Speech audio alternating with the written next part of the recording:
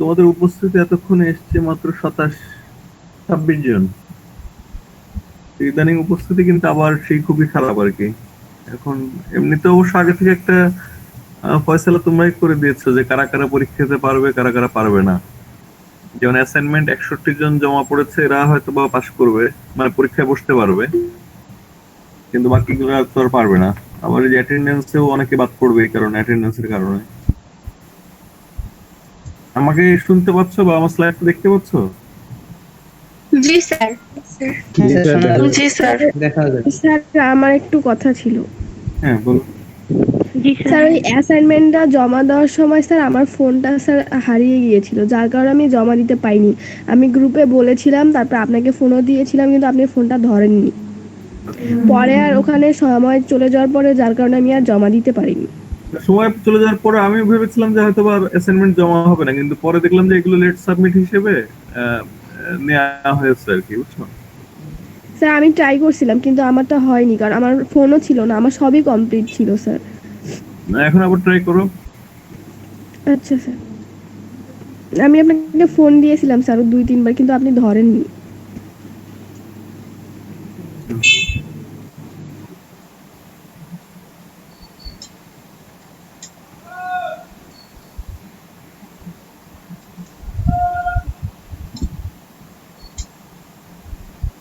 আচ্ছা, আজকে হলো যে আমি ঠিক 11টা 20 বা 25 পর্যন্ত ক্লাসে থাকতে পারবো আর কি তোমাদের সঙ্গে। তো এই সময়ের মধ্যে চেষ্টা করবো যে আজকে যেন রোমানেসটা শেষ হয়ে যায়, কারণ আমি যেটা দেখলাম যে রোমানেস টপিকে প্রায় 80টা স্লাইড আছে আর কি অলরেডি।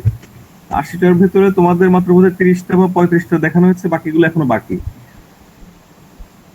তো সেক্ষেত্রে আজকে যতটা পারা যায় আর কি একটু দ্রুত যাওয়ার চেষ্টা করব।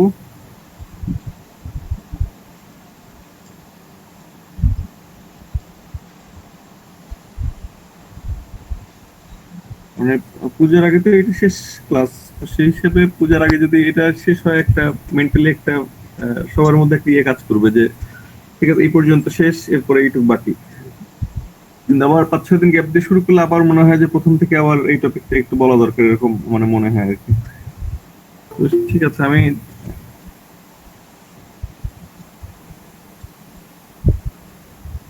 এতক্ষণে মাত্র 29 জন হলো আর কি। অবস্থা খুব খারাপ, অ্যাটেন্ডেন্স খুবই খারাপ।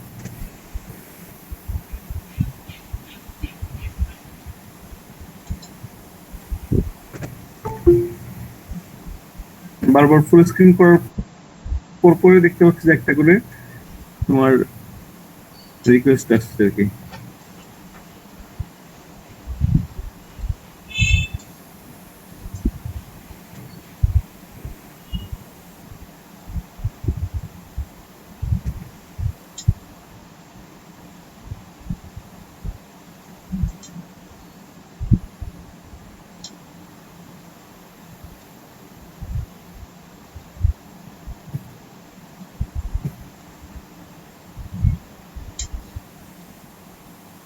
এই অংশগুলো আশা করি সবার মনে আছে যে টিম্পানাম, তারপরে ট্রুমাও, লিন্টেল, এগুলো একটু মনে রাখা দরকার। এগুলো হলো গির্জাগুলোর প্রবেশ মুখ, যেটা সেইখানে প্রবেশ মুখের উপরে যে হাফ সার্কেল সেটাকে বলা হচ্ছে টিম্পানাম, আর যে মাঝখানে স্তম্ভটা থাকে সেটাকে বলা হচ্ছে ট্রোমাও। এগুলো সম্পর্কে আর না বলি আজকে।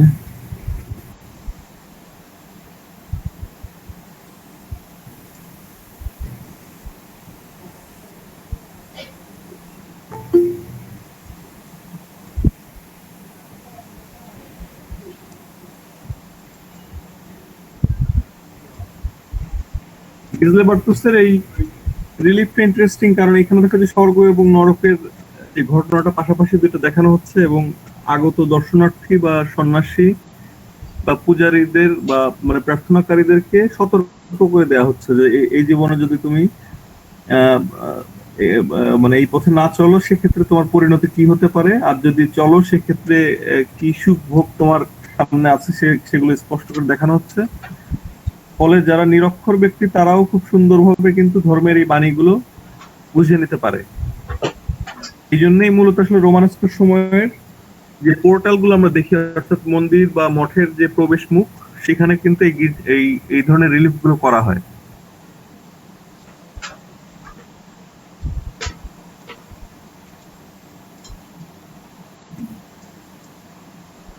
এরপরে আজকে হলো এখান থেকে বোধহয় শুরু হচ্ছে ফ্রান্সের পূর্ব দিকে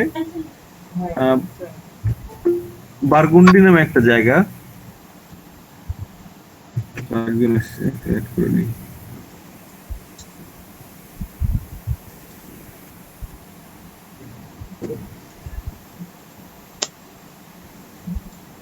আচ্ছা, এখানে একটা জিনিস বলে নেওয়া দরকার, এই যে মঠগুলো তৈরি হচ্ছে এবং সেখানে অনেক শহরের মানুষ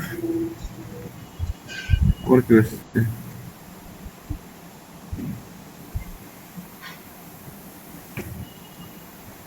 তোমরা যারা সময় মতো আর কি আসো না ক্লাসে, তারা কিন্তু অনেক সমস্যা তৈরি করে। এই যে এখন বারবার দেখো যে আমার কিন্তু কথা বলা থামায়, এই যে অ্যাড করতে হচ্ছে আর কি। এগুলো মানে তুমি শুধু একা যে দেরি করে আসছো তা না, এটা একটা সমস্যা, শুধু তা না, এটা আরো অনেকগুলো মানুষের একই সমস্যা।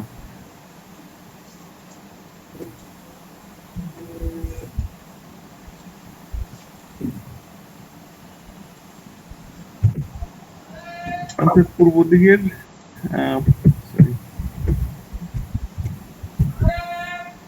ফন্টেনাই, বারগুন্ডি, ফ্রান্স, এই জায়গাটার নাম। এখন বারগুন্ডির জায়গায়, ফ্রান্সের বারগুন্ডি নামে যে জায়গাটা, এখানে কিন্তু তোমার মানে সাধু সন্তদের মধ্যে দুইটা ভাগ ছিল আর কি, মানে মতাদর্শগত জায়গায় দুইটা ভাগ ছিল। যেমন একটা হলো ক্লুনি ধারার যে সাধুরা, তারা মনে করতো যে একটা গির্জা অনেক জাঁকজমকপূর্ণ ভাবে এবং অনেক ডেকোরেটিভ ভাবে তৈরি করা উচিত, এটা তাদের দর্শন, তাদের ফিলোসফি আর কি। হ্যাঁ, আর একটা হলো যে তোমার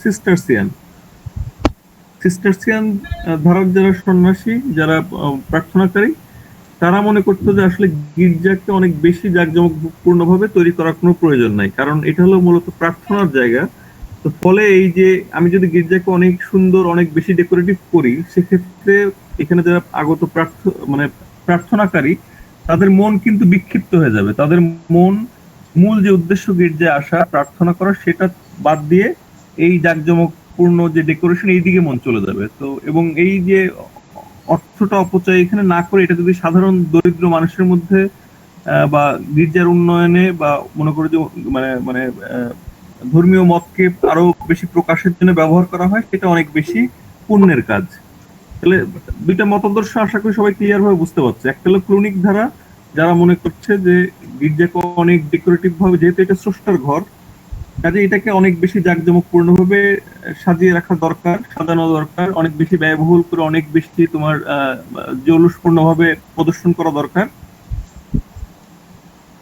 আর আরেকটা যারা সিস্টারসিয়ান তারা মনে করছে যে এটার কোনো প্রয়োজন নাই, কারণ গির্জার মূল লক্ষ্য এবং উদ্দেশ্য হলো প্রার্থনাকারীদের একটা সুন্দর পরিবেশ দেয় এবং স্রষ্টার প্রতি সবাইকে মানে আকৃষ্ট করাটাই হলো মূল ব্যাপার, এবং সবাই যেন এখানে এসে প্রার্থনা করে, এটাই মূল ফোকাস হওয়া উচিত। কাজেই এই যে জাঁকজমকপূর্ণ যদি আমি করি, সেক্ষেত্রে প্রার্থনাকারীদের মন বিক্ষিপ্ত হয়ে যাবে বা তারা এই যে জাঁকজমকের দিকে ঝুঁকে পড়বে, যেটা আসলে গির্জার মূল উদ্দেশ্য না। এই দুইটা দর্শন মানে দুইটা আলাদা দর্শনের কারণে কিন্তু এই দুইটা সংঘের যে সন্ন্যাসীরা বা এই দুইটা সংঘের যে গির্জা এবং মঠগুলো, সেগুলো কিন্তু স্পষ্টতই খুব আলাদা হতো আর কি।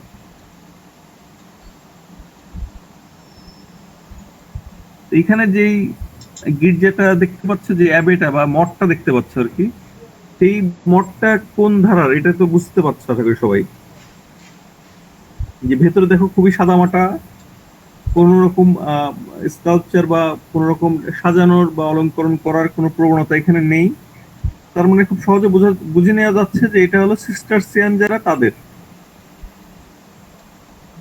মূলত সেন্ট বেনেডিক্ট নামে একজন সন্ন্যাসী, একজন পুরোহিত বা একজন যাজক, তিনি 500 খ্রিস্টাব্দের দিকে, এই যে মঠগুলো তৈরি হচ্ছে আরো আগে থেকে, 500-রও অনেক আগে থেকে মঠ তো তৈরি হচ্ছে, তাই না?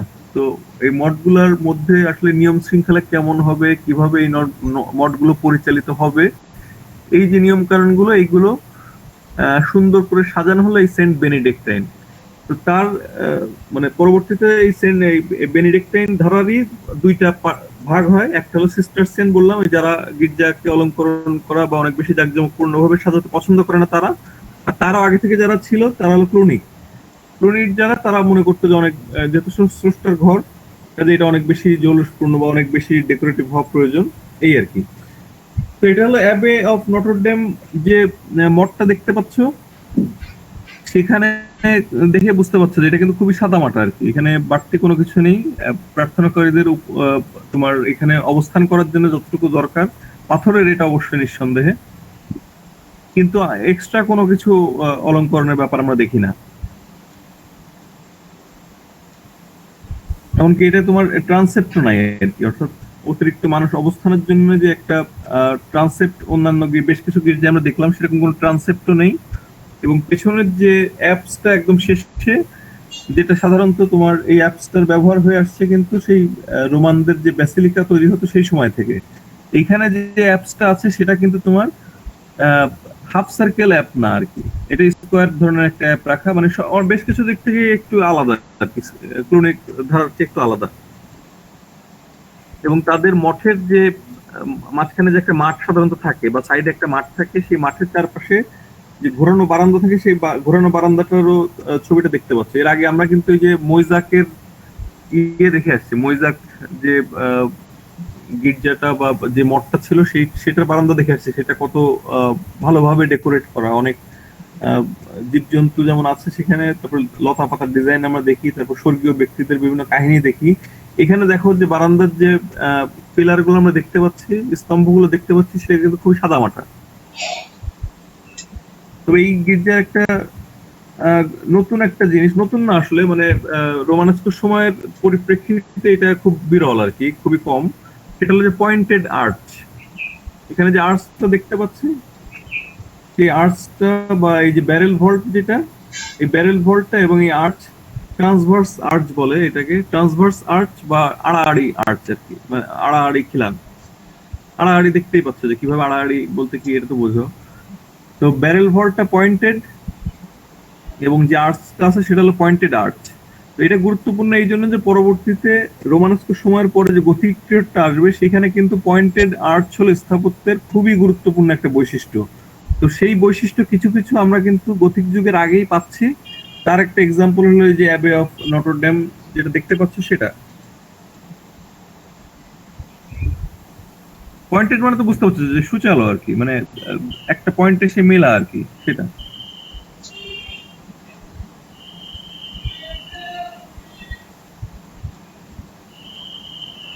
এরপরে হলো যে এই যে সিস্টারসিয়ান যারা, সিস্টারসিয়ানদের ভিতরে কিন্তু পরবর্তীতে আরো কিছু সংস্কারের কাজ হলো, যেমন তারা আগে যেমন কোনো একটা পুঁথি চিত্রণের যে ব্যাপারটা ছিল, অর্থাৎ ধর্মীয় কোনো কাহিনী, তারপর কোনো চিঠি পাঠানো হলে সেইখানে কিন্তু তোমার ছবি আঁকা হতো। আহ, ছবি আঁকা হতো। তো এইটাও কিন্তু একটা সময় এসে নিষিদ্ধ করা হলো যে আসলে এই অতিরিক্ত বাহুল্য কোনো কিছু করার দরকার নেই। তো এই নিষিদ্ধ হওয়ার আগের মুহূর্তে একটা পুঁথিচিত্র তোমাদের দেখাই। Initial R with knight fighting dragon from the Moralia in Job. আচ্ছা, নাইট মানে তো এটা জানো যে নাইট মানে হলো তোমার বীর পুরুষ বা ধর্মীয় আহ, ধর্মীয় পথে যারা তোমার অগ্রদূত, তাদেরকে নাইট বলা হয়, মানে সম্মানিত ব্যক্তি আর কি, সোজা কথায়। তো এখানে কিন্তু দেখো যে একটা পুঁথির শুরুর যে ওয়ার্ড রিভারেন্টিসিমো, রিভারেন্টিসিমো এখানে লেখা। এই দেখো যে এই যে বড় একটা গড়ন দেখতে পাচ্ছ বা শেপ দেখতে পাচ্ছ, এটা কিন্তু আর, ইংলিশ আর অক্ষর। এবং তারপরে দেখো যে REVERENTISSIMO, মানে পুরাটা পড়লে হয় যেটা রিভারেন্টিসিমো, অর্থাৎ অভিবাদন, বা মানে বুঝতে পারছো, শুভেচ্ছা দিয়ে শুরু হলো একটা চিঠি। তো রিভারেন্টিসিমোর প্রথম যে অক্ষরটা, সেটা হলো বড় করে দেয়া হচ্ছে, এবং এটা একটা রীতিই ছিল আর কি। আর যখন নিষেধ করা হয় যে ছবি আঁকার দরকার নেই বা বাড়তি অলঙ্করণের দরকার নেই, তখন থেকে কিন্তু এই বড় অক্ষর ঠিকই থাকতো, কিন্তু এখানে যে অলঙ্করণটা দেখতে পাচ্ছ ভেতরে আরো বেশ কয়েকটা ক্যারেক্টার, অনেক একটা ঘটনা বলা হচ্ছে, এরকম কিছু থাকতো না, জাস্ট সাদামাটা একটা আর লেখা থাকতো আর কি। তো এখানে দেখো যে নাইট, যে বীর, যে সন্ন্যাসী বা যাজক বা একজন বীর, তো তিনি দাঁড়িয়ে আছেন, তার ডান হাতে একটা তলোয়ার দেখতে পাচ্ছি, তারপরে তার বাম হাতে কিন্তু একটা ইয়ে ধরা, কি বলে এটাকে, ঢাল, একটা ঢাল ধরা বাম হাতে, ডান হাতে তলোয়ার ধরা। আর তিনি দাঁড়িয়ে আছেন, তার এক সহযোগী বা ভৃত্য শ্রেণীর কেউ হবে তার উপরে, এবং সেই ভৃত্যের হাতে যেই ইয়ে দেখতে পাচ্ছি আমরা, যেই বর্ষা, সেটা দিয়ে কিন্তু এখানে দেখো যে একটা প্রাণীকে বিদ্ধ করা হচ্ছে আর কি। এবং সেই প্রাণীটা হলো তোমার ড্রাগন, দুইটা ড্রাগন। দেখো যে এখানে কিন্তু দুইটা ড্রাগন, তোমরা কি দেখতে পাচ্ছ বা বুঝতে পারছো আমার কথা? হ্যাঁ স্যার, শুনতে পাচ্ছি, জি বুঝতে পারছি। স্যার, দেখতে পাচ্ছি। এখানে দুইটা ড্রাগন, দেখো যে একটা হলো এই যে আমার মাউস পয়েন্টারটা খেয়াল করে এটা, আর একটা হলো এই যে দেখো মাথা, মানে জড়ানো অবস্থায় একজন আরেকজনকে জড়িয়ে ধরে দুজন একত্রে তোমার একই সাথে আক্রমণ করছে হলো এই নাইটকে। এবং নাইট দেখো যে সে এতই বীর যে তার কিন্তু এমনি শরীরে কোনো প্রোটেকশন নেই, অর্থাৎ দেহে যে বর্ম থাকার কথা সেই বর্মটা নাই আর কি। তো তিনি একদম মানে সাধারণত একজন বীর যেমন হয় যে অনেক সময় দেখা যাচ্ছে যে নিজেকে সুরক্ষিত না করেই যুদ্ধে ঝাঁপিয়ে পড়ে, সেইভাবে দেখানো হচ্ছে। অর্থাৎ তার গায়ে কিন্তু এক্সট্রা কোনো তোমার বর্ম নেই। তো তিনি তার ডান হাতটা উঁচু করে তলোয়ার দিয়ে আঘাত করছেন, মানে করতে উদ্যত হয়েছেন এরকম একটা মুহূর্ত। এবং নিচের যেই সহযোগী, তার হাতের বর্ষাটা কিন্তু দেখো যে এই এই ইয়ে এই ড্রাগনকে বিদ্ধ করার কারণে এখানে কিন্তু একটা ক্রুশের মতন বিষয় তৈরি হচ্ছে আর কি। মানে এই ড্রাগনের বডিটা এবং এই বর্ষাটা মিলে কিন্তু একটা ক্রুশের সিম্বলের মতন হচ্ছে আর কি। তো মূলত আসলে এটা একটা প্রতীকী ছবি।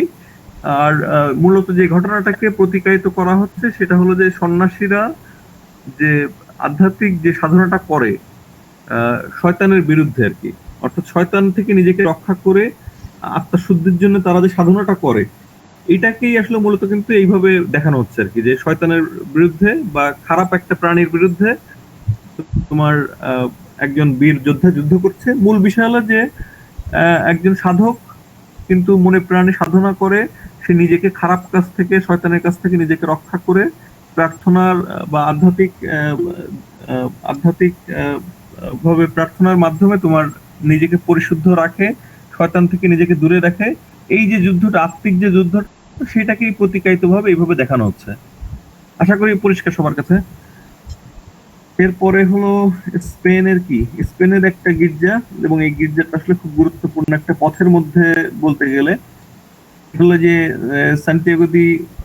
সান্তিয়াগো দি কম্পোস্টেলা নামে সেন্ট জেমসের যে সমাধিটা, তার পথেই অনেক দর্শনার্থী কিন্তু এই সান্তা মারিয়া দি মুর, এই গির্জাটা হয়ে যান এবং এই গির্জার অ্যাপসে একটা ফ্রেস্কো আমরা পাচ্ছি, যদি আসলে খুব বেশি বলার কিছু নেই। এখানে যীশু খ্রিস্ট মাঝখানে বসা, তার চারপাশে চারজন ইভাঞ্জেলিস্ট এবং অন্যান্য স্বর্গীয় ব্যক্তিরা এখানে। তো আসলে উপস্থাপনাটা খুবই ফ্ল্যাট ধরনের, আলো ছায়ার ব্যবহার ওইভাবে নেই, যেটুকু আছে সেটা কিন্তু আসলে ত্রিমাত্রিক বিভ্রম তৈরি করে না আর কি, বা ত্রিমাত্রিক 3D ইলিউশন তৈরি করে না, খুবই ফ্ল্যাট ধরনের ছবি। এবং প্রপোর্শনের কথা যদি চিন্তা করি তাহলে কিন্তু প্রপোর্শনেট না ফিগারটা। জামা কাপড়ের যে ভাঁজগুলো দেখতে পাচ্ছি সেগুলো কিন্তু অলঙ্করণ ধর্মী, অর্থাৎ ন্যাচারালিস্টিক না, সাজেশন আছে কিছু, এই আর কি। এবং এই আসলে বাইজেন্টাইন সময় যেমন আমরা সম্মুখবর্তী ছবি দেখি, যীশু খ্রিস্টকে এখানে সম্মুখবর্তী হিসেবে দেখানো হচ্ছে, মানে তিনি সরাসরি সামনের দর্শকদের দিকে মুখ করে বসে আছেন। তারপরে হলো তোমার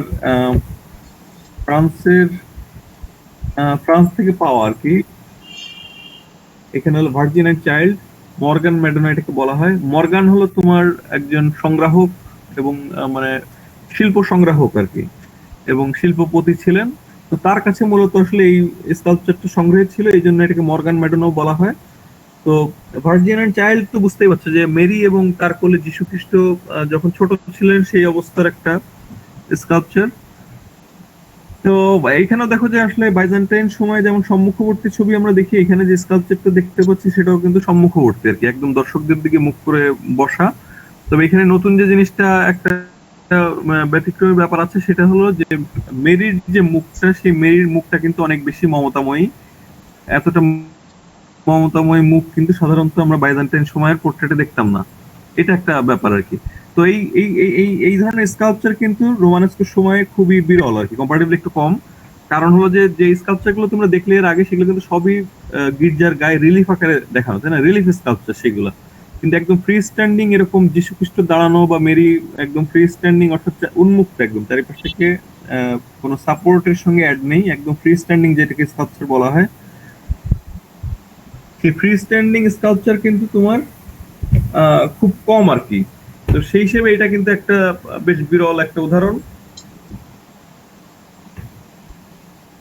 এবং এই ধরনের স্কাল্পচার কথা হলো যে কেন তৈরি করা হতো না, এর কারণ হচ্ছে তোমরা জানো যে ওল্ড টেস্টামেন্টের সেকেন্ড কমান্ডমেন্ট যেটা, বা সেকেন্ড যে নির্দেশনা, সেখানে কিন্তু বলা হচ্ছে, স্রষ্টা নিজে বলছেন যে আমার প্রতিনিধিত্ব করে এই ধরনের কোনো কিছু তোমরা তৈরি করো না আর কি, প্রতিনিধিত্ব করে এই ধরনের কোনো অবজেক্ট, মানে অর্থাৎ আইকন তৈরি করো না, এরকম একটা নির্দেশনা আছে। সেই কারণেই কিন্তু মূলত আসলে পুরাপুরি ফ্রি স্ট্যান্ডিং স্কাল্পচারের ব্যাপারে কিন্তু একটা অস্বস্তি তখন, মানে এর অনেক আগে থেকেই ছিল, এই সময়ও ছিল আর কি। আবার কেউ একজন এসছে, কর্ণিয়া অধিকারী এসছো তুমি? শুনতে পাচ্ছ আমাকে? জি স্যার। স্যার তুমি সরি। আমার মনে হয় তুমি ম্যাক্সিমাম সময় দেরি করে একটু আসো নাকি? না স্যার, আমি সবসময় তাড়াতাড়ি আসি, আজকে আমার চার্জ ছিল না ফোনে, আমি মাত্র চার্জ দিয়ে তারপরে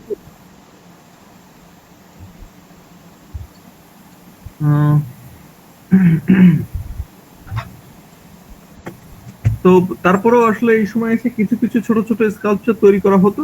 কারণ হলো এই যে তীর্থযাত্রীরা যে বিভিন্ন জায়গায় যেতেন আর কি, একটা দেশ থেকে আরেকটা দেশে যেতেন শুধুমাত্র পুণ্যবান সন্ন্যাসী বা পুণ্যবান ব্যক্তিদের সমাধি পরিদর্শন করার জন্য, নিজেরা একাকী একটা নির্জন সময় কাটাবেন এইসব গির্জাগুলোতে বা মঠগুলোতে।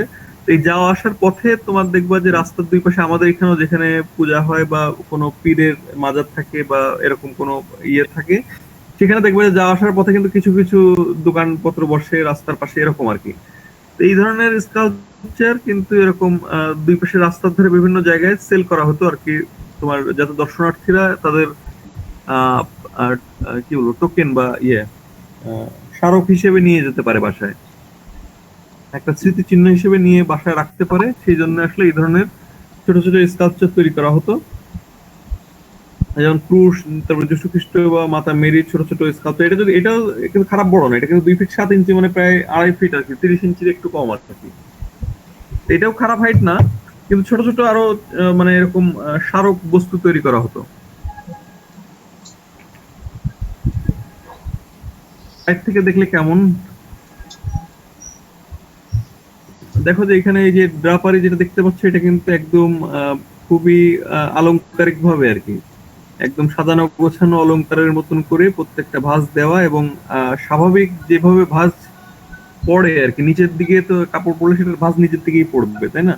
তো সেই ব্যাপারটা ঠিক আছে যে নিচের দিকে প্রত্যেকটা ডিরেকশন আছে, কিন্তু প্রত্যেকটা এত সাজানো গোছানো এইভাবে তো আসলে ন্যাচারাল কাপড় কিন্তু এইভাবে থাকে না।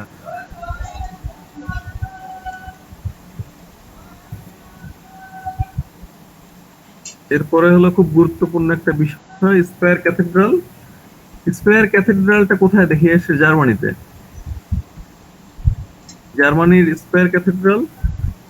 স্কয়ার ক্যাথেড্রালটা গুরুত্বপূর্ণ এই জন্য যে এতদিন পর্যন্ত যে গির্জাগুলো ছিল, যেমন সেন্ট এতিয়েন্নে নামে যে গির্জাটা তোমাদের প্রথম দেখানো হলো রোমানস্কোর সময়ে, সেটার সিলিংটা কিসের ছিল বলো তো একটু, কেউ বলতে পারবে? সেন্ট এতিয়েন্নি প্রথম যে গির্জাটা তোমাদেরকে দেখানো হলো, হ্যাঁ, কাঠের ছিল সিলিংটা। অনেক ধন্যবাদ, আমি আসলে খুবই খুশি হলাম যে কয়েকজন বলতে পারলে আর কি। স্যার শুনতে পাচ্ছেন? হ্যাঁ, শুনতে পাচ্ছি। ও স্যার, মাঝখানে হয়তো ডিস্টার্ব করছিল স্যার। আচ্ছা, কাঠের স্যার বলতে। কাঠের ছিল আর কি, এবং ফ্রান্স বা জার্মানি বিভিন্ন জায়গায় কিন্তু টুকটাক এরকম কাঠের গির্জা আমরা দেখি।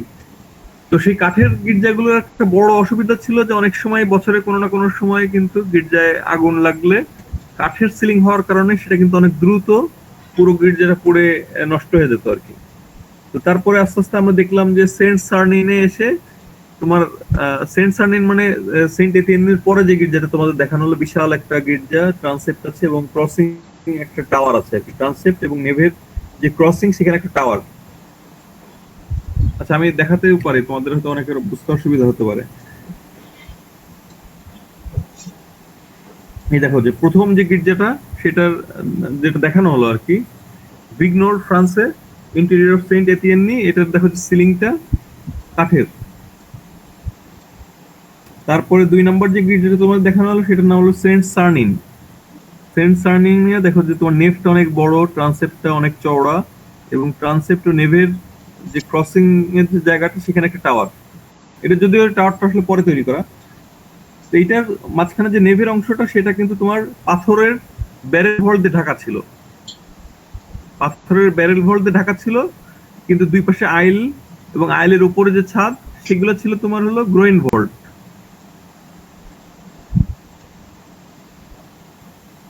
গ্রোইন ভল্ট মানে তো বুঝতে পারছো যে যখন ব্যারেল ভল্ট দুইটাকে ছেদ করে যায় সেটা হলো গ্রোইন ভল্ট। তো এইটা হলো পাথরের ছাদ গির্জার একটা প্রথম মানে প্রথম দিককার একটা নিদর্শন আমরা দেখলাম। তারপর দেখো যে এই যে একটু আগে যেটা দেখালাম তোমাদের, যে অ্যাবে অফ নটর ডেম, এটাও কিন্তু তোমার পাথরের ছাদ।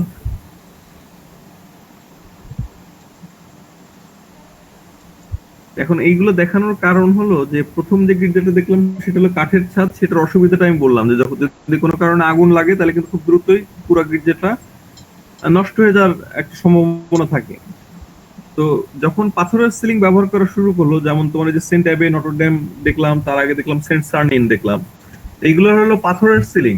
তো পাথরের সিলিং হওয়ার কারণে এই একটা সুবিধা হলো যে তোমার আগুন লাগলে সহজে গির্জাটা নষ্ট হয়ে যাবে না, এটা একটা ব্যাপার। আর একটা ব্যাপার হলো যে পাথরের এই সিলিং করার কারণে এই ব্যারেল ভল্ট এবং গ্রোইন ভল্ট এগুলো ব্যবহার যখন করা হচ্ছে, মানে সরি ব্যারেল ভল্ট যখন নেভে ব্যবহার করা হচ্ছে, তখন কিন্তু একটা অনেক সুন্দর একটা ধ্বনি বান্ধব পরিবেশ তৈরি হচ্ছে। ধ্বনি বান্ধব বলতে তোমার যখন কথা বলা হয় সুন্দর একটা ইকো বা সুন্দর একটা অনেক দূর পর্যন্ত কথাটা যায়, বা আস্তে কথা বললেও সেটা অনেক দূর পর্যন্ত শোনা যায়, এরকম একটা ধ্বনি বান্ধব পরিবেশ। বুঝতে পারছো? হ্যালো? হ্যাঁ স্যার, জি স্যার। আচ্ছা, যাক। হ্যাঁ স্যার, বুঝতে পারছি। এতদিন পর্যন্ত যেটা ছিল সেন্ট সার্নিনে আমরা দেখলাম যে সেটা ছিল ব্যারেল ভল্ট, আর এখন যে ছবিটা দেখতে পাচ্ছ এটা হলো তোমার স্কয়ার ক্যাথেড্রাল। স্কয়ার ক্যাথেড্রালের নেভের উপরে যে ছাদটা এটা কিন্তু তোমার গ্রোইন ভল্ট। গ্রোইন ভল্ট এটা বুঝতে অসুবিধা হলে আমি তোমাদের ব্যাখ্যা করতে পারি। যেমন এই যে আর্চটা এটা হলো ট্রান্সভার্স আর্চ, তাই না? আর এখানে দেখো যে এই ছাদটা দেখলেও বুঝতে পারবো, এই যে এখানে দেখো যে একটা ক্রস নেমে যাচ্ছে, তাই না? মাউস পয়েন্টারটা যদি খেয়াল করতে পারো বা দেখা যায় তাহলে বুঝতে পারবে সহজেই। দেখো যে একটা ক্রস দেখতে পাচ্ছি আমরা। জি স্যার। রোমানস্কের সময়ের গির্জার কিন্তু এটা আরেকটা বৈশিষ্ট্য যে দেখো যে এখানে কিন্তু একটু পর পর এই যে ট্রান্সভার্স আর্চ বা আড়াআড়ি খিলানের কারণে অনেকগুলো সেগমেন্ট বা অনেকগুলো ভাগ দেখতে পাচ্ছি আমরা, তাই না? এই যে মনে হচ্ছে যে এই একটা ভাগ, একটা দুইটা তিনটা চারটা এরকম ভাগ করা যায় না? এটা জি কিন্তু স্যার। রোমানস্কের সময়ের একটা গুরুত্বপূর্ণ বৈশিষ্ট্য। এতদিন পর্যন্ত এই নেভের উপরে যেটা ছিল শুধুমাত্র ব্যারেল ভল্ট, ব্যারেল বলছি। তো এইখানে কিন্তু প্রথম এত বড় পরিমাণে একটা জায়গা, একটা ছাদ যেটা কভার করা হলো তোমার গ্রোইন ভল্ট দিয়ে। এবং গ্রোইন ভল্ট ব্যবহার করার কারণে যে সুবিধাটা হলো সেটা হলো যে তোমার ব্যারেল ভল্টে যেটা হয়, ব্যারেল ভল্টের ছাদের যে ভাতটা এটা কিন্তু সরাসরি দেয়ালের উপরে পড়ে এবং দেয়ালটা এত বেশি কম্প্যাক্ট অবস্থায় থাকে বা এত বেশি টাইট অবস্থায় থাকে যে সেখানে কিন্তু আহ, আহ, জালনা বা ক্লিয়ার স্টোরি তৈরি করতে গেলে অনেক সতর্ক হতে হয় আর কি, মানে অ্যাক্সিডেন্ট হওয়ার একটা সম্ভাবনা থাকে, খুব রিস্ক হয়ে যায় আর কি। তো ফলে ইচ্ছা মতন যে আমি আলো আনবো সেই ব্যবস্থাটা কিন্তু করাটা বেশ জটিল। কিন্তু এই সমস্যাটা সলভ হয় যদি আমি নেভে তোমার গ্রোইন ভল্ট ব্যবহার করতে পারি, কারণ গ্রোইন ভল্টের ছাদের যে ভারটা সেটা কিন্তু চারটা খুঁটি দিয়ে নিচে নেমে যায়, বুঝতে পারছো?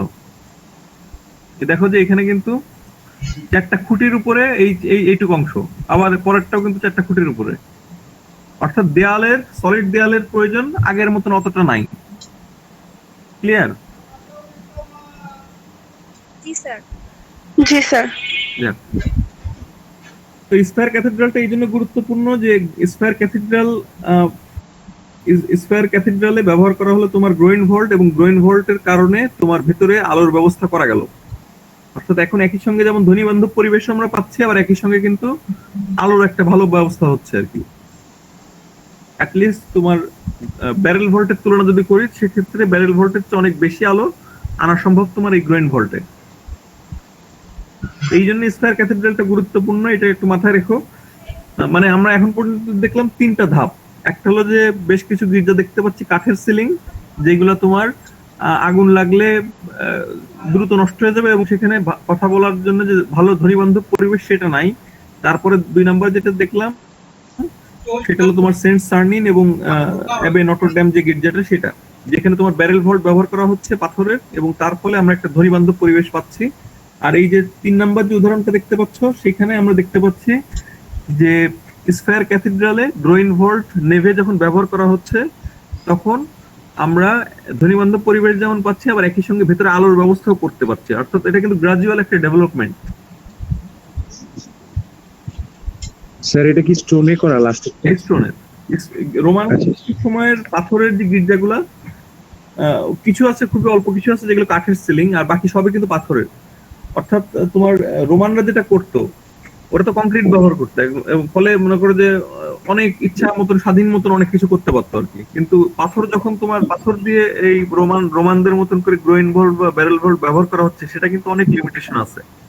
যেমন এই পাথরগুলো কাটাও লাগে কিন্তু খুব সাবধানে, অর্থাৎ একটা পাথরের সঙ্গে আরেকটা পাথর যে পাশাপাশি বসবে খুব নিখুঁত করে কেটে বসাতে হতো। আবার অনেক ক্ষেত্রে দেখো যে এই যে কম্পাউন্ড পায়ার বা তোমার কম্পোজিট যে পিলার গুলা, সেগুলো কিন্তু দেখো যে এখানে পাথর কেটে কেটে বসানো কিন্তু খুব জটিল আর কি, মানে বেশ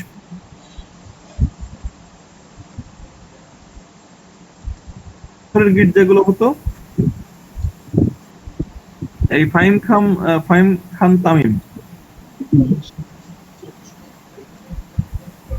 তামিম কে আসছো? শুনতে পাচ্ছ আমাকে? হ্যাঁ স্যার। তুমি তো ওস্তাদ লোক, মানে যে কোনো সময় আসলেই হয় নাকি?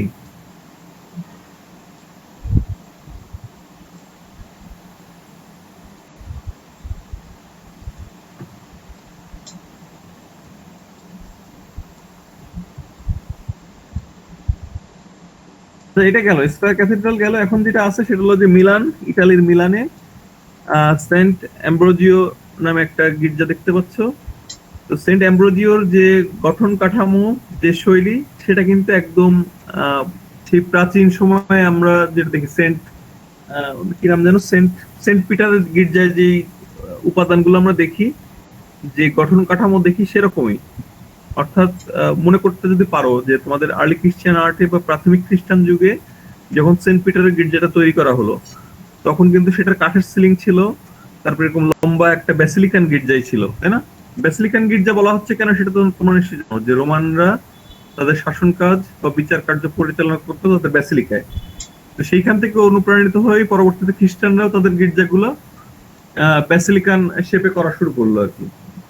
এটা দেখো যে একটা ব্যাসিলিকান গির্জা, এবং সেন্ট পিটারের সামনে কিন্তু দেখো যে একটা অট্রিয়াম ছিল। অট্রিয়াম বা তোমার একটা কি বলবো বারান্দা, এবং মাঝখানে খোলা স্পেস আর কি। একই সঙ্গে বারান্দা থাকবে চারপাশে এবং মাঝখানে একটা খোলা স্পেস, এটাকে বলা হয় অট্রিয়াম। তো সেই সেন্ট পিটারও কিন্তু এরকম একটা অট্রিয়াম ছিল, যদি মনে করতে পারো।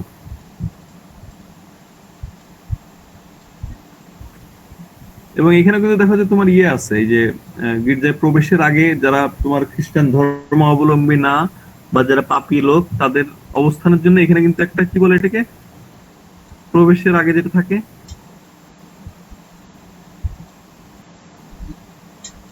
বলতে পারবে কেউ? নর্থেক্স, অর্থাৎ পাপী ব্যক্তি বা যারা খ্রিস্টান না তাদের অপেক্ষা করার জন্য যে জায়গাটা, এটা হলো নর্থেক্স। এখানে কিন্তু দেখো যে নর্থেক্সটা 2 তলা, নিচতলা এবং দোতলা দেখতে পাচ্ছি। অপেক্ষা করার যে জায়গাটা সেটা 2 তলা। এখানে একটা অট্রিয়াম পাচ্ছি, অর্থাৎ চারিপাশে ঘেরা একটা প্রাঙ্গণ। তারপরে দেখো ব্যাসিলিকান গির্জার মতো, মানে ব্যাসিলিকান গির্জা এটাও, যে লম্বা একটা নেভের 2 পাশে বোঝা যাচ্ছে যে আইলস আছে। তবে এখানে কিন্তু একটা ক্রসিং টাওয়ার আমরা পাচ্ছি, যদি ট্রান্সেপ্ট নেই। ট্রান্সেপ্টটা দেখতে পাচ্ছি না, কিন্তু সরি আমি একটু দেখে আসি। না, ট্রান্সেপ্ট নাই, এটা কোনো ট্রান্সেপ্ট নেই, কিন্তু একটা ক্রসিং টাওয়ার কিন্তু আমরা এখানে পাচ্ছি। এবং সেই ক্রসিং যে টাওয়ারটা দেখো যে এটা অষ্টভুজ বা অক্টাগোনাল, দেখতে পাচ্ছ সবাই?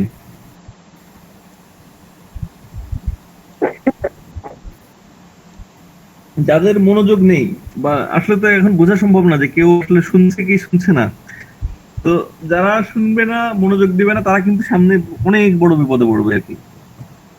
কারণ এটা বুঝতে কিন্তু একটু সময় লাগার ব্যাপার। এখন আমি যখন মুখে মুখে বলে দিচ্ছি যে দেখো যে 3টা ধাপ 4টা ধাপ কিভাবে বিবর্তিত হলো গির্জাগুলো, সেগুলো কিন্তু যখন নিজে পড়ে উদ্ধার করতে যাবে তখন কিন্তু খুব বিপদ, মানে খুব কষ্ট হবে আর কি।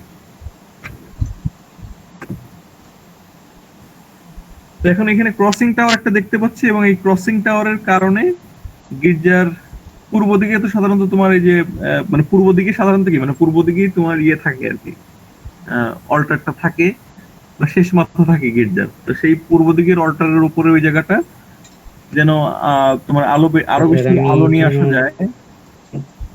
হ্যালো, কিছু বললে কেউ? ভেতরটা আমি তোমাদের একটু দেখাই নিয়ে আছি। আর এখানে আরেকটা জিনিস দেখো যে ইতালিতে কিন্তু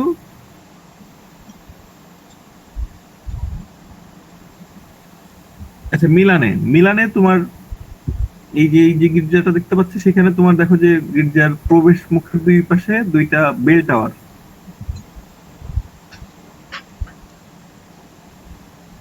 দুটো হাইট আর কি 2 রকম। এটার প্ল্যানটা কেমন সেটা দেখো। এবং এই গির্জাটা, এই যে সেন্ট অ্যাম্ব্রোজিও যে গির্জাটা, এই গির্জা কিন্তু নতুন আরেকটা জিনিস আমরা দেখবো। যদিও এই গির্জাটার যে টোটাল যে শেপ, যে গড়ন, সেই গড়নটা কিন্তু পুরাতন যে ব্যাসিলিকান গির্জা আমরা দেখি প্রাথমিক খ্রিস্টান যুগ থেকে, সেরকম আর কি। এই যে অট্রিয়াম সহ একদম সিম্পল নেভ, লম্বা একটা নেভ, আইলস আছে, তাই না? সেন্ট পিটারের গির্জায় আমরা এই বৈশিষ্ট্যগুলো দেখি। অর্থাৎ সেই হিসাবে এর মধ্যে যে অংশগুলো আছে, সেই অংশগুলো তোমার প্রাচীন খ্রিস্টান যে সেন্ট পিটারের যে গির্জা দেখি সেরকম। কিন্তু নতুন যে জিনিসটা আছে সেটা দেখো। এখানে দেখো যে ক্রস দেখতে পাচ্ছ, তাই তো? স্যার গ্রোয়িং বোর্ড ব্যবহার করা হয়েছে। ক্রস দেখতে পাচ্ছ, তার মানে এটা কিন্তু তোমার এই যে গ্রোইন ভল্ট ব্যবহার করা, তাই না?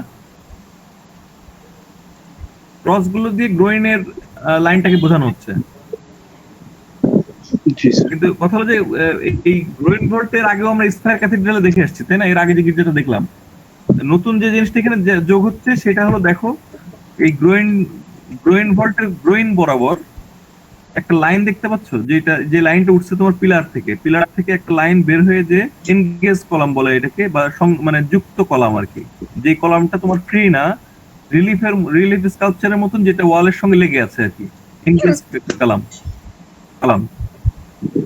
তো এখানে দেখো এনগেজ কলাম, যেটা তোমার পিলার থেকে উঠে যে গ্রোইন ভল্টের যে গ্রোইন, সেই গ্রোইন বরাবর উপরে যে এক জায়গায় যে ক্রসের মতন হয়ে যাচ্ছে, যেমন এই যে এই ছবিটা দেখলে বুঝতে পারবে। এই যে এটা আমার মাউস পয়েন্টারটা খেয়াল করো, যে তোমার এই পায়ার থেকে বা পিলার থেকে উঠে যে এটা কিন্তু ক্রস হয়ে আরেক অপর প্রান্ত পর্যন্ত চলে যাচ্ছে, তাই না? অর্থাৎ এখানে শুধু গ্রোইন ভল্টই ব্যবহার করা হচ্ছে তাই না, একই সঙ্গে গ্রোইন ভল্টের নিচে গ্রোইন বরাবর তোমার কিন্তু আর্চ ব্যবহার করা হচ্ছে কিছু, বা রিব বলে এটাকে, এটাকে বলে রিব। একটু লিখে নিতে পারো, এটাকে রিব বলা হয়। রিব বলতে তোমার ছাতার নিচে যে কাঠামো থাকে, আমরা যখন বৃষ্টির সময় বা রোদের সময় ছাতা ব্যবহার করি, ছাতার নিচে যে স্ট্রাকচার থাকে যেটার উপর কাপড়টা বসে আর কি। স্যার রিভের জিনিসটা যদি আরেকবার একটু দেখাইতে। হ্যাঁ, স্যার বুঝতে সমস্যা হয়েছে। কথা বুঝতে সমস্যা হচ্ছে? এনগেজ করার পরে, মানে এনগেজ করার পরে আমাদের একটু বুঝতে সমস্যা হয়েছে। হ্যাঁ স্যার। স্যার শুনতে পাচ্ছেন? এনগেজ কলাম হলো তোমার যে এইটাকে বলা হচ্ছে তোমার এনগেজ কলাম, অর্থাৎ যেই কলামটা ফ্রি না, ফ্রি স্ট্যান্ডিং না, যেটা আরেকটার সঙ্গে তোমার লেগে আছে আর কি, বুঝতে পারছো? যেমন এখানে এনগেজ কলাম বলা হচ্ছে যে এই অংশটাকে, যেটা তোমার দেয়ালের সঙ্গে লাগানো, তাই না? ও ফ্রি না, এই জন্য। তো দেখো যে এই পায়ার থেকে একটা শাখা বের হয়ে এসে, পায়ার বলা হচ্ছে যে অনেকগুলো পিলার একসঙ্গে, মানে অনেকগুলো কি বলবো, অনেকগুলো মনে হচ্ছে না যে অনেকগুলো পিলার একসঙ্গে দাঁড় করানো, এগুলো দেখে। এটা হলো পায়ার। এই পায়ার থেকে একটা রিব বের হচ্ছে, এই রিবটাকে এনগেজ কলামও বলা যায়। মানে এনগেজ কলাম বলতে তোমার যে প্রত্যেকটা এই মূল স্তম্ভের সঙ্গে প্রত্যেকটা যে লাগানো স্তম্ভ, এটাকে তুমি সিঙ্গেলি এক একটা এনগেজ কলাম বলতে পারো। তো এই যে তোমার আহ আহ কি বলবো, এই যে তোমার যে মানে যৌগিক যে পিলার গুলা, সেই যৌগিক পিলার থেকে একটা শাখা বের হয়ে যাচ্ছে যেটাকে বলা হচ্ছে রিব।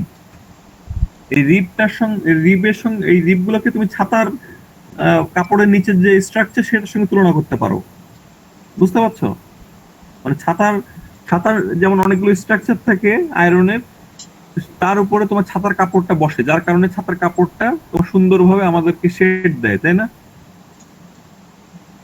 জি স্যার, এখন বুঝতে জি স্যার, এবার বুঝতে পেরেছি। আচ্ছা, এইখানে যে রিপ গুলো দেখতে পাচ্ছ সেগুলোর ফাংশনও কিন্তু এরকম আর কি, অর্থাৎ এই ওয়ালের বা সিলিং এর যে ভরটা সেটাকে সুন্দরভাবে আরো আরো সুরক্ষিত করে আর কি।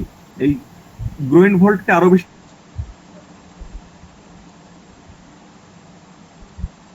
আসে, এটা হলো রিবের কার্যকারিতা।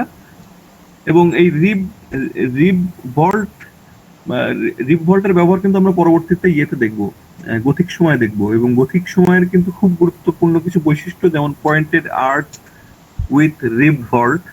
সেই পয়েন্টেড আর্চ এবং রিব ভল্ট কিন্তু তোমার দেখো যে এই প্র্যাকটিসটা কিন্তু গথিক সময় এসে প্রচন্ড পরিমাণে শুরু হলো, কিন্তু তার আগে রোমানস্ক সময়ও কিন্তু আমরা বেশ কিছু এক্সাম্পল পাচ্ছি। যেমন এখানে দেখো যে তোমার রিবের দেখাটা পেলে তুমি, তাই না? রিব পাচ্ছ এখানে। তারপরে যে অ্যাবে অফ নটরডেম যে গির্জাটা দেখলে এর আগে, সেটা কিন্তু পয়েন্টেড আর্চ ছিল। রোমানস্ক সময়ে কিন্তু বেশ কিছু গির্জায় আমরা এরকম পরবর্তী গথিক সময়ের স্থাপত্যের যে মূল বৈশিষ্ট্য সেগুলোর বেশ কিছু কিছু কিন্তু রোমানস্ক সময়ে দেখি। তো দেখো যে এই যে ক্রসিং এর যে টাওয়ারটা, সেই টাওয়ারের কারণে কিন্তু দেখো যে মাঝখানে কিন্তু অনেক আলো এসে পড়ছে, তাই না? আচ্ছা যাক, এটা গেল। শেষ করে যাবে বলে মনে হচ্ছে না, কারণ আমার তো এখনই উঠতে হবে আর কি। কতগুলো গেল? 47 টাকা বল।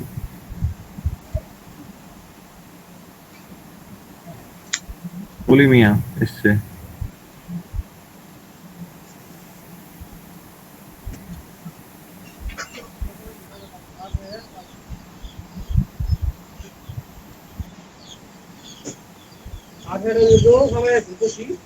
এরপরে দেখো যে the vision of Hildegard of Bingen, detail of facsimile of a lost folio in the Civias by Hildegard of Bingen from Tyre of Bingen, Germany, 1050 থেকে 1079 মধ্যে আর কি তৈরি, মানে ড্রয়িংটা করা।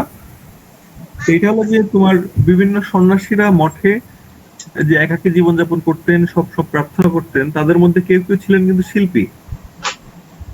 তো তারা কিন্তু এই মঠগুলোতে অনেক চিত্রিত পুঁথি বা বিভিন্ন ধর্মীয় গ্রন্থগুলোকে তোমার ডেকোরেট করতো আর কি, বিভিন্ন ঘটনাগুলো সরাসরি আঁকতো এই পুঁথিগুলো। এইখানে একটা এরকম পুঁথি দেখতে পাচ্ছি আমরা, যেখানে তোমার দুইটা ক্যারেক্টার দেখতে পাচ্ছি, যে একটা হলো ফিমেল ক্যারেক্টার আর একটা হলো মেল ক্যারেক্টার। হিলডেগার্ড নামে একজন একটা ক্যারেক্টার।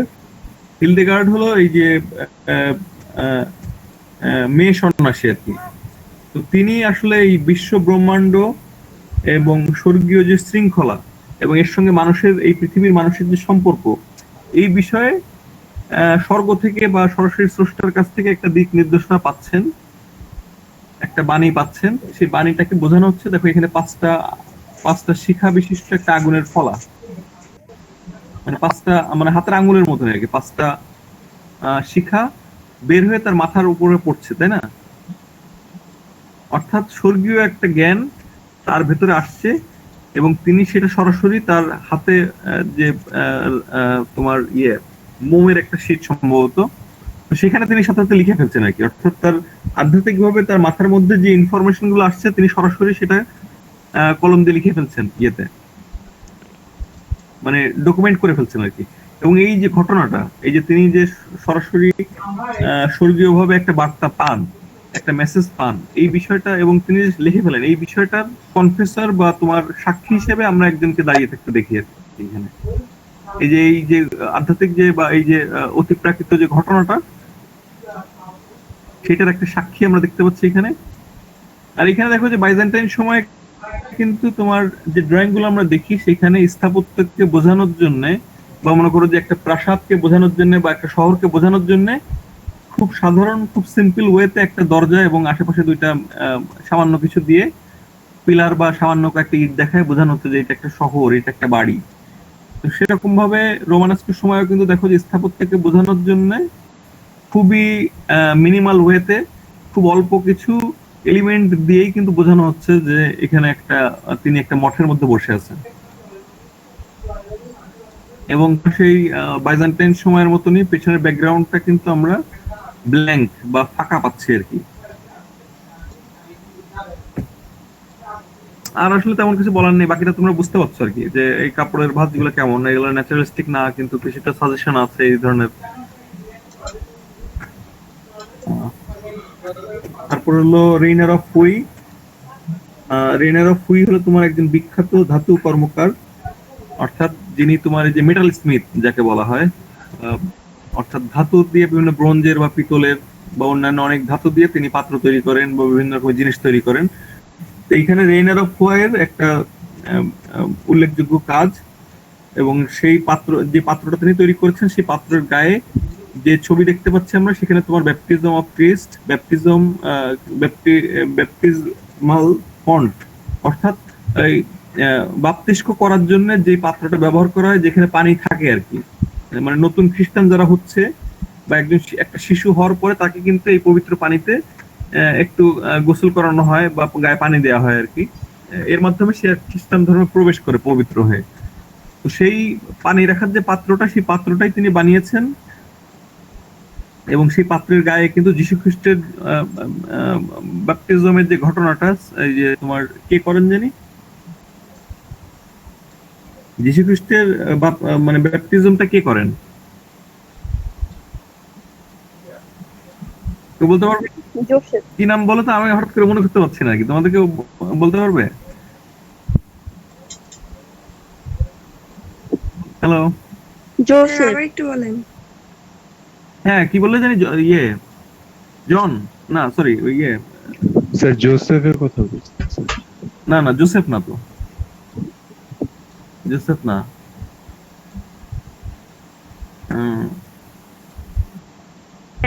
তার পিতা যীশু খ্রিস্টকে যিনি তোমার মানে এই বাপ্তিস্মটা করান,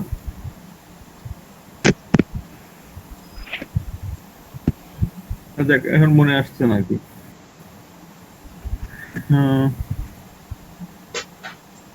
তো সেই পাত্র আর কি, সেই পানি রাখার পাত্র।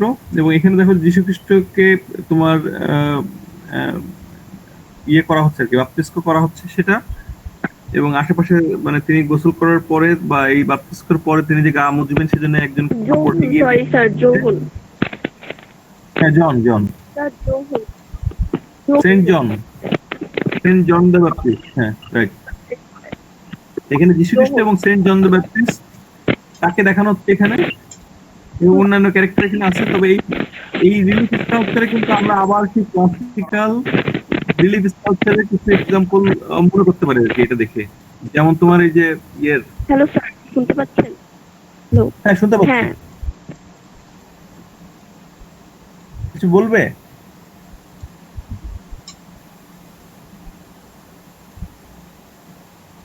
স্যার, নেটে ডিস্টার্ব করছে, অনেক আগে বলেছিলাম তো। আচ্ছা আচ্ছা।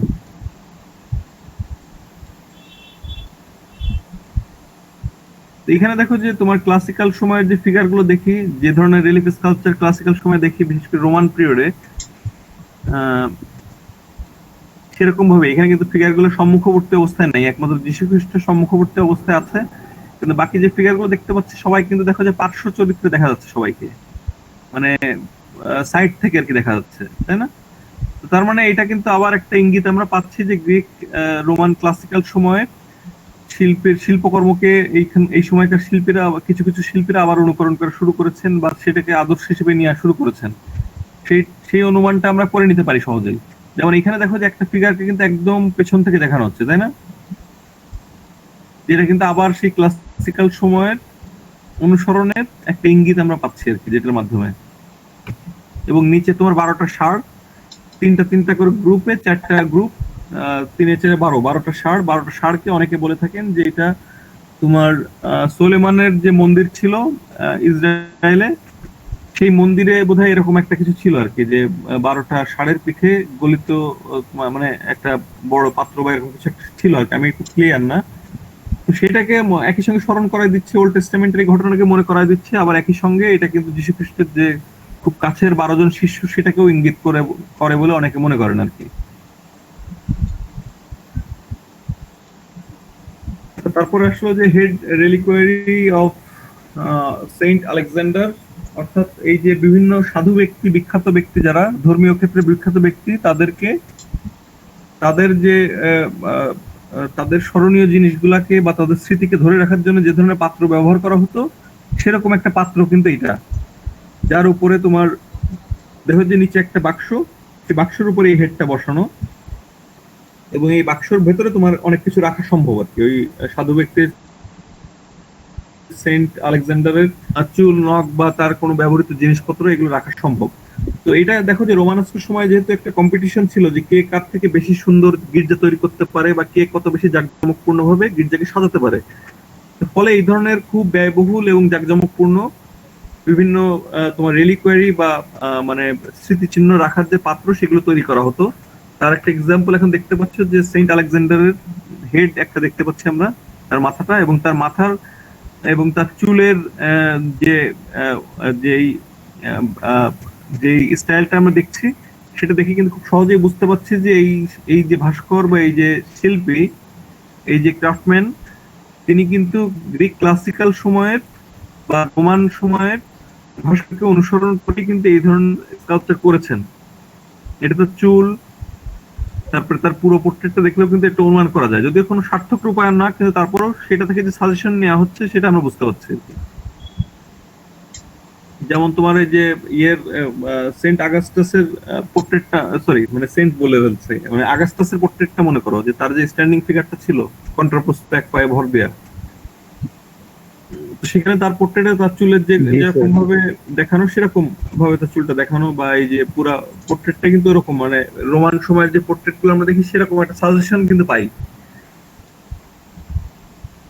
তারপরে হলো তোমার আজকে কোনো শেষ করা যাবে না আসলে আদৌ, আজকে বরং থাকুক। আমি তাহলে তোমরা যদি রাজি থাকো আমি আগামীকালও বসতে পারি আবার, নাকি আজকে শেষ করে দিব? ওকে স্যার, সমস্যা নেই। স্যার ওই তাড়াহুড়া করে স্যার শেষ করাটা আসলে মানে গুরুত্বপূর্ণ যে ব্যাপার হ্যাঁ স্যার, এর থেকে ভালো হবে কালকে যদি একবার বসেন। কালকেই করেন স্যার। স্যার টাইম নিয়ে করলে স্যার জিনিসটা হচ্ছে আমাদের বুঝতে অসুবিধা হবে স্যার।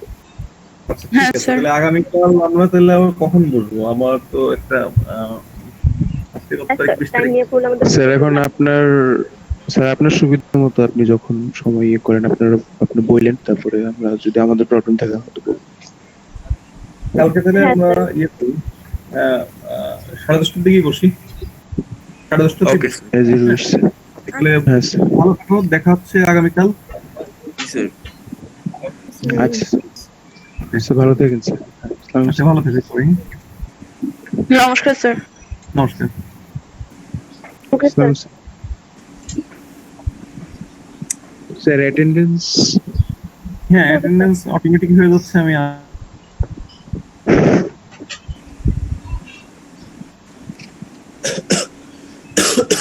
স্যার কি চলে গেল? চলে গেছে।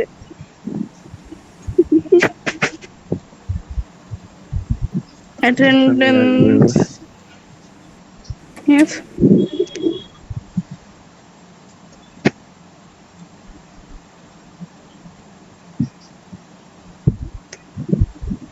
অ্যাটেন্ডেন্স নিল না। চলে বের যাব হয়ে না যাচ্ছে। থাকবো। এই ক্লাস কি শেষ? আমার হচ্ছে বাসায় একজন আসছিল বলে আমি চলে গেছিলাম। ক্লাস কি শেষ ভাই? অ্যাটেন্ডেন্স নিচ্ছে? স্যার তো অ্যাটেন্ডেন্সের কথা কিছু বললো না। স্যার তো নাই। নিতে গিয়ে হচ্ছে বললো না বের হয়ে গেল। অ্যাটেন্ডেন্স অটো হয়ে আচ্ছা যাচ্ছে। একটু ওয়েট কর, একেবারে বাইরে হলে না স্যার লাস্ট মিনিটে বললো না অ্যাটেন্ডেন্স অটো হয়ে যাচ্ছে। ও অটো হচ্ছে এখন। মানে স্যার অটো হয়ে যাওয়ার কথা, বাট স্যারও তো ওয়েট করতে বলে। স্যার তো নিজে ধরুন স্যার কি হঠাৎ করে ডিসকানেক্ট হয়ে গেছে নাকি কিছু বলে গেছে? অ্যাটেন্ডেন্স অটো হচ্ছে বলে চলে গেছে। হঠাৎ করে স্যার বের হয়ে গেছে। হঠাৎ শানি করে বলতেছে যে অ্যাটেন্ডেন্স স্যার অটো হচ্ছে বলে চলে গেছে। না স্যার, চলেই গেছে। ইচ্ছাকৃত ভাবে হ্যাঁ যারা হলো গ্রামের হ্যাঁ। থাকে, তাদের অনেকের কানেকশনের প্রবলেম স্যার কি আর আসবেন নাকি হচ্ছে ক্লাস করে দিতে বলেন? আমার সার্ভার ডিসকানেক্ট হয়েছে। এ স্যার কি আর আসবেন না ক্লাস মনে হয় না। সারা জিগাই। শানি বলছে স্যার চলে গেছে। আরে দাঁড়া, এত চিল্লাচিল্লি লাগাইছিস।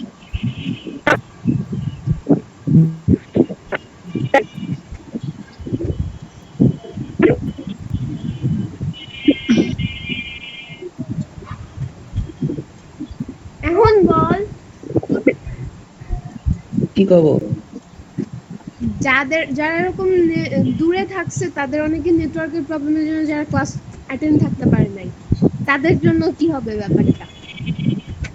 আমারই তো আজকে 4বার ডিসকানেক্ট হয়েছে। আমার যে কত কষ্টে ক্লাস, বেশিরভাগ কথাই শুনতে পাইনি। আমার প্রায় ঝামেলা হয়। কি আর হবে, পরীক্ষা দিতে পারবি না। তাদের কিভাবে স্যারের সাথে কথা কর? হ্যাঁ, স্যারের সাথে কথা কর। তা তো আমি কি বলবো বা অবশ্যই, আমরা কি সে বলবো? তো বলবোই, কিন্তু স্যার এই জাতীয় কোনো কিছু বলে নাই।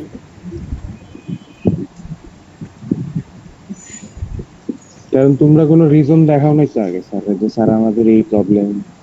হাতে কোনো দু একজন রিজন হয়তো বা দেখাইছে। সবাই বলতেছে স্যার আমার এই সমস্যা হচ্ছে, কানেকশনের প্রবলেম হচ্ছে। এই জিনিসটা রেগুলার একটা ব্যাপার।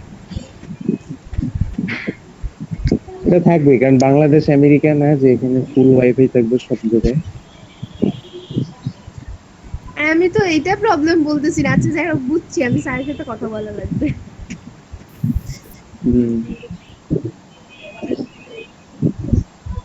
এসব না করে তোরা আমার কাছে প্রার্থনা কর, আমি সবকিছু ঠিক করে দিই। চুপ থাক। এর এক তোমার তো নিজেই বোতল- কানেকশন, নিজেরই তুমি তো কানেকশন বোতলের- নিজেরই কানেকশন থাকে না, বোতলের তুই উপরে বলা বসো মানে না। প্রার্থনা করতে।